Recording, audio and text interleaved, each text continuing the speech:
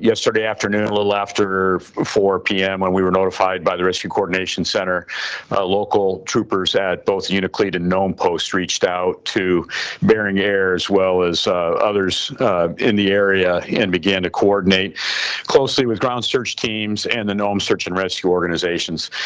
To the families and loved ones of those that are missing, just know that we are using every available resource and working closely with the other teams, and every request that we've made for federal or state assistance has been granted, and we continue to move forward working with our partners. Thank you.